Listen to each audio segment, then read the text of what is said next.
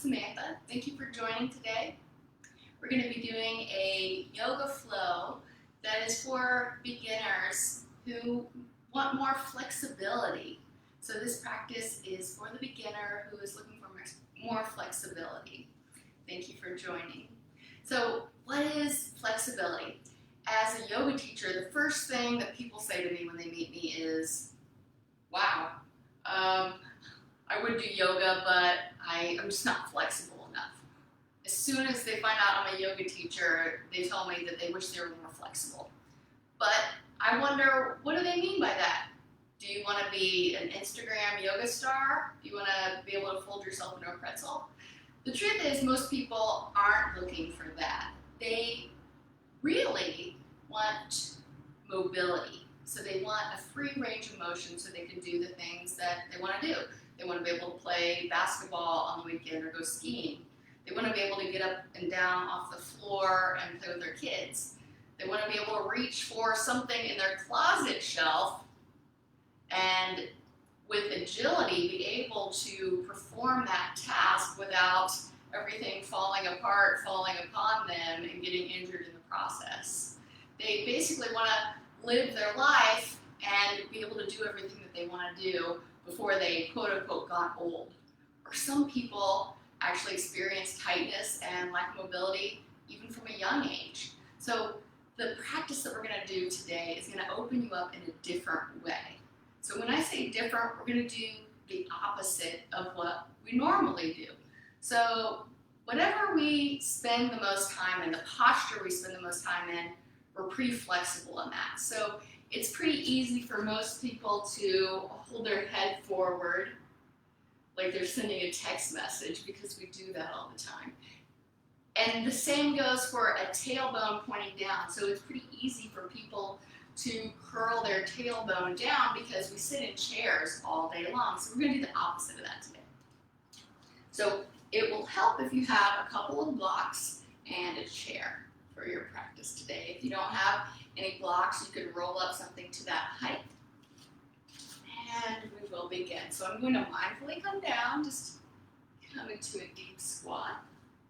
And I'm seated on 2 blocks today. I always say 2 blocks is better than 1, especially if you're a beginner. I know some people do 3 blocks. Or if this is not available for you, a chair would be great as well. So the position I'm getting in, I'm pulling out my buttocks flush so the sacrum can tip inward. So I've got an inward curve of my low back. However, I want to stay full in the whole rib cage and not just collapse into the low back. So I want to stay full. And the knees are wide here. And we'll just take a few breaths in this wide kneed, cross-legged position, seated on the block. So breathing in, filling the ribs, floating the head, breathing out, keeping that lengthened space. Breathing in and exhaling.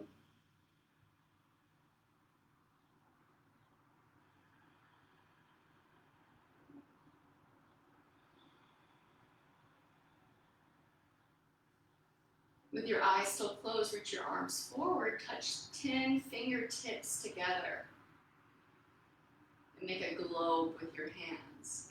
Push your globe forward, lean your rib cage back, and imagine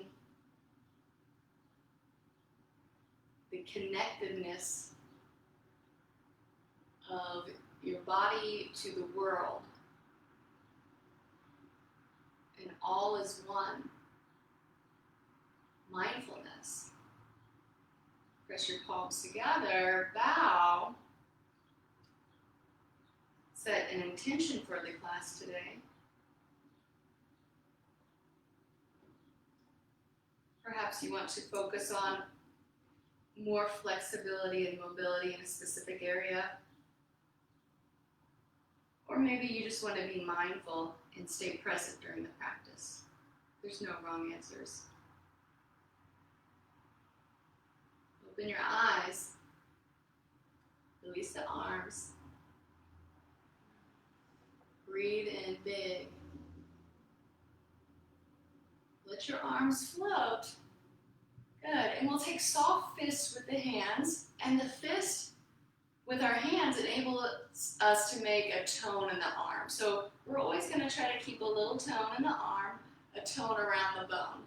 And then we'll start shifting the ribs to the left and the right. And you can think about you're pressing your hands into a shelf, an imaginary resistance as your ribs move independently of everything else. Good. Yeah, get a little dancey with it.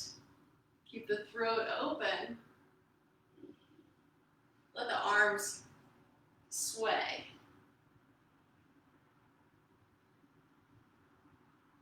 Good. Now we're going to extend one leg out in front of us, and you can help yourself out here. And when you do so, don't lock out the knee, so keep a bend in it, and press the back of the heel into the floor. Press into the floor and then energetically drag it back, so you've got a zipped up energy of your leg. So the foot, I'm doing something very specific with it. Pretend I have a string to the top of the foot, and I'm pulling it towards me, letting the toes relax down. So this is the opposite of what we're used to doing. Yeah, so I can feel the stretch in the back of the leg even when it's deeply bent when I do that. So pull the string. Good. Yeah. Then bring the hands to the sides of the head, elbows towards the nose, and we can pulse forward. Yeah, stay tall in the ribs. Good. Still digging that heel into the floor. We're keeping our sacroiliac joint safe here as we stretch the hamstring with this bent leg position, with the tailbone lifted. It's quite different. All right, drop the left hand to the right knee, and then we'll twist open. Yeah. Just warming up a little bit here. Keep the chin in line with the sternum, so we're twisting at the waist here, not at the head. Good. And let's release and switch legs.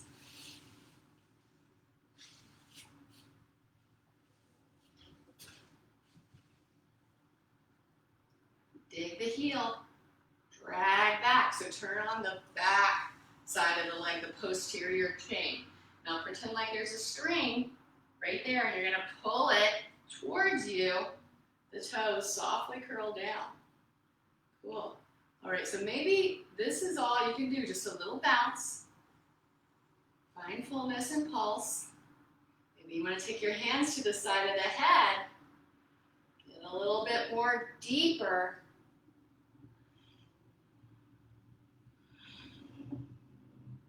This is intense for me, and I'm quite flexible.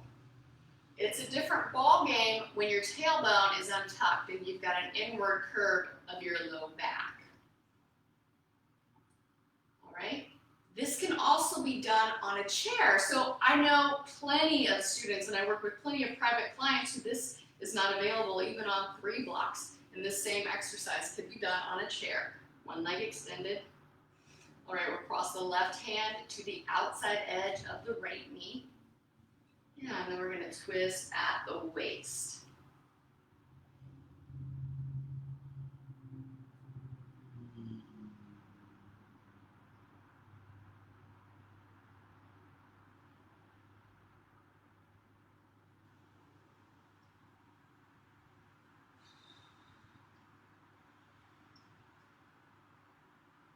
Good. And then release. I'm going to pull that leg back.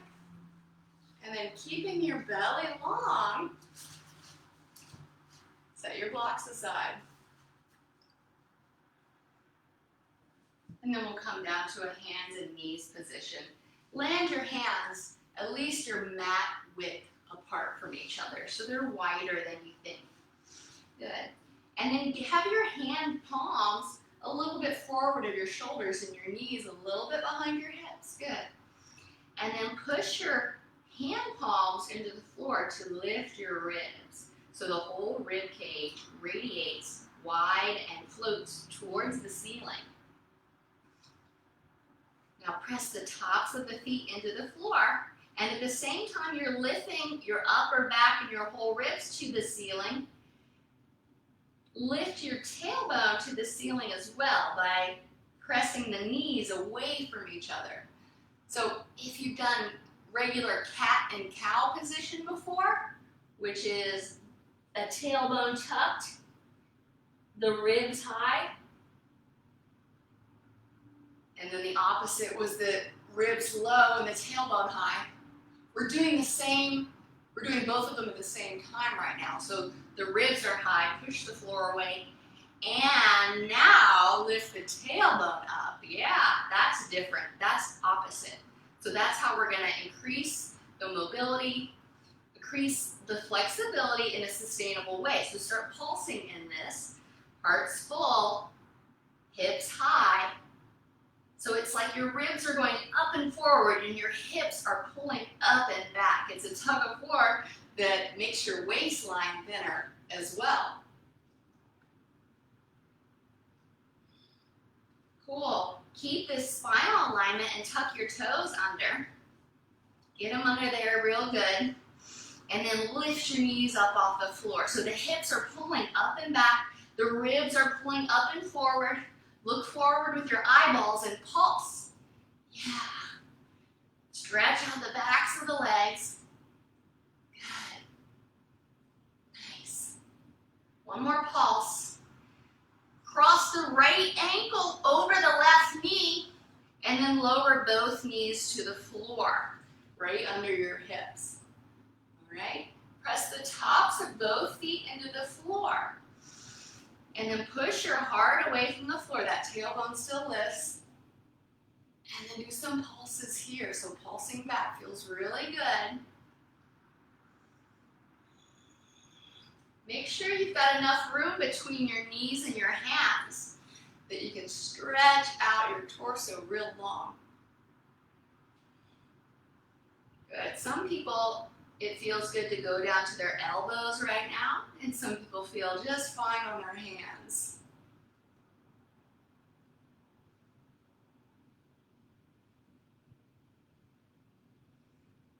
Good. Tuck the back toes under. Breathe big into the ribs, and then float back up. Both feet on the floor, hands and feet. And then cross the left ankle over the right knee. Push the hips back, lower the knees on the floor under the hips. Good, press the tops of the feet into the floor. Breathe into the ribs, lift it up. And at the same time, press the knees energetically away from each other to lift the tail. And then find some pulses.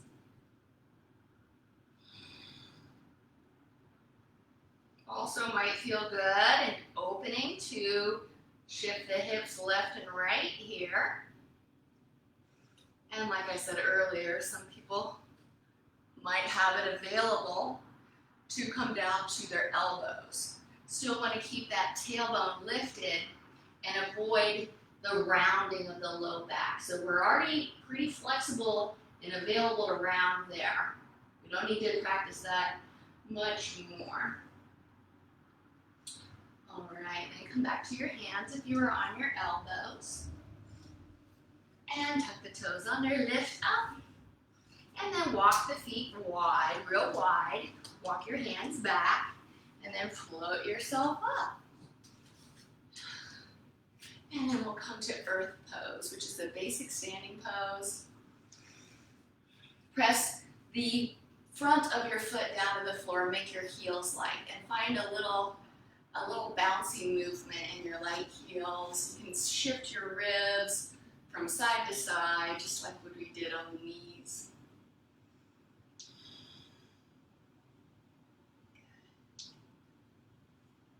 So even when standing, we want to keep that tailbone free so the ribs can glide side to side. When the tailbone is tucked, it's harder to have a lightness or a bounce or any movement. Mobility is cut off. Okay, so we bend the knees crease in the front of the hips. And then we've got open mobility. Start to sway your arms. And then really push your arms forward. Yeah. And up. Okay, then we're going to take the left arm forward and up, forward and up, forward and up. So the right ear starts to tilt right. And the right heel might even lift up off the floor. Good. Let's try the other side. So left arm forward and up. Forward and up.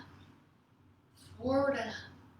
Lean the left ear towards the left shoulder. Right arm is forward and up, I'm sorry. And then sway it out. Rib cage moves. So this is going to open you up to be able to reach for whatever you want to reach for. To pick things up over your head. So we're used to just going like this. This is different. Push forward and up. Forward and up. Good. All right. Let's take our hands to the sides of our head. Good. And elbows forward. Take one hand to the opposite elbow. So I'm taking my right hand to my left elbow.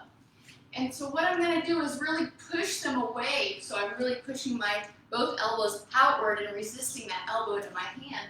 And when I do so, I can stretch my upper back. So that's what I'm looking for, is a big stretch in my upper back. Stretching it away. Shoulder blades go away from each other. Cool. Stretch. Away. Good. And then we're going to crescent to the right. So pull on your left elbow. Open up the left side of the body. On the side, I've still got the tailbone lifted. And then we're opening up the side ribs. Good. And then let's switch arms. Right hand goes to the back of the head. Left hand to the elbow. Push your elbows away to stretch out your upper back. Open your throat. Good. And then crescent to the left. Stretching out the right side ribs. Good. And then release. We'll take a sway. Resetting. This is hard work. It's different. Feels different. You're going to find yourself more functionally flexible in your daily life, in sports, and in everything you do. All right. So step the feet wide and wider than your mat. Good. And then narrow the knees to widen the sits bones. Keep the waist and the belly long, the ribs full. Take one hand to the back of your head and reach the other arm forward like it's on a shelf. Really pretend like there's a shelf there, and then push into that shelf. At the same time, use that action to help you lean back and push into your left hand. So with the right hand, push down, and then push your head back. Yeah, we're stretching out the back. And pulse, push down, open the belly. One more. Good, and then we'll try the other side. Right hand to the back of the head, elbow forward. Left hand up and forward. Push it on a shelf. And then open up.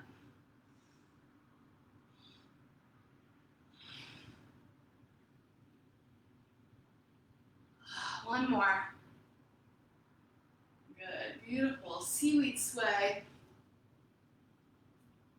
Good, and if you've got a chair or a stool, that would be great right now. So we're still in that wide-legged stance. And test your bounce here. So the heels are light, toes are down. And we want that downward curve of the low back and the lift in the tailbone. So that's what this one is going to be all about. So for some people, this is as far as they go. That's fine. Yeah, heels are light. You can bounce your heels one at a time. Knees got a slight bend in them. A lot of times it's helpful to mold the fascia with your hands. So actually, to help you lift the tailbone is actually grab the the flesh and open it up with your hands. Strongly pull. And then pulse.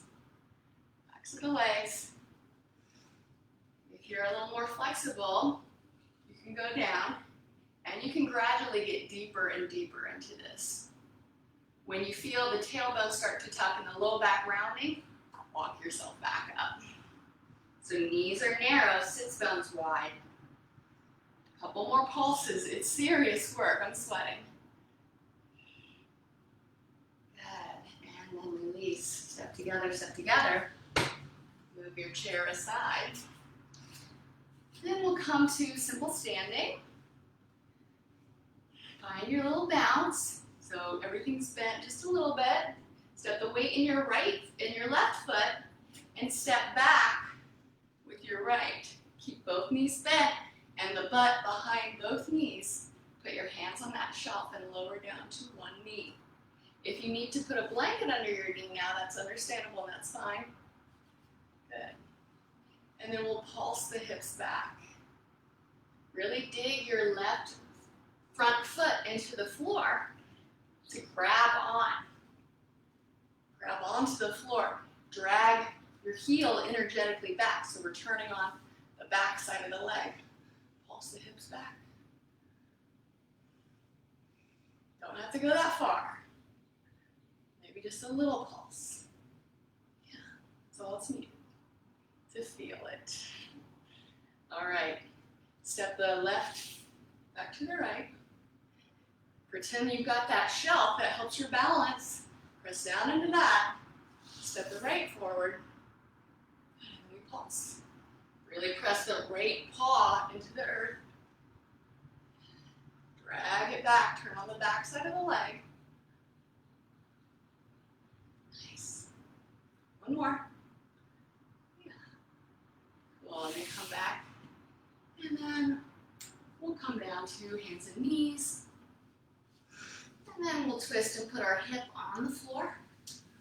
And then gently slide into our side. Roll onto your back. And then shift yourself back onto your center space if you come off your mat. Good. Bend your arms and put your knuckles on the floor, elbows towards the ceiling. Pretend like you're holding a chin-up bar. And pull up on that chin-up bar to get your ribs nice and full. Now, untuck the tailbones. There's a space between your low back and the floor. Cross the right leg over the left. Pick up the hips and move them a couple inches to the left and lower both knees to the right. Release the left hand and place it on the right knee. Maintain your right elbow pointing at the ceiling and allow your right shoulder to come up off the floor. Breathe fullness into the rib cage. Open the throat.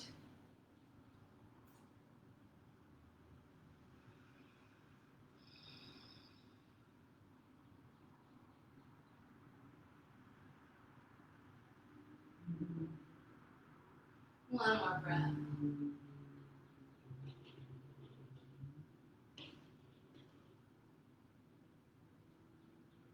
And release, untwist. Put the hands back where they were. Cross the left leg over the right. Move the hips a couple inches to the left and lower both knees to the right. Release right hand to left knee. Left elbow points at the ceiling, left shoulder comes up off the floor, and let your chin align with your breastbone. Open your throat.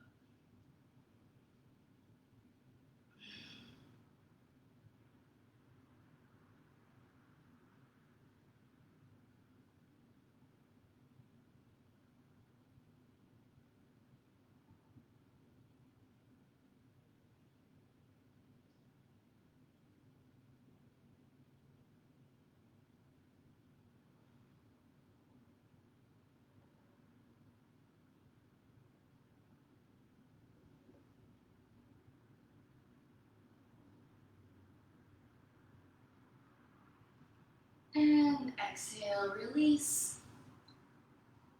Roll onto your side.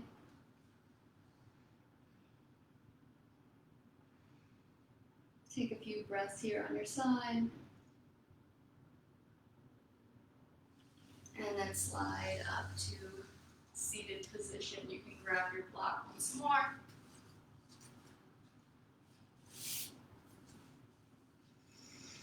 Breathe in big in the rib cage. And seal your practice. Namaste.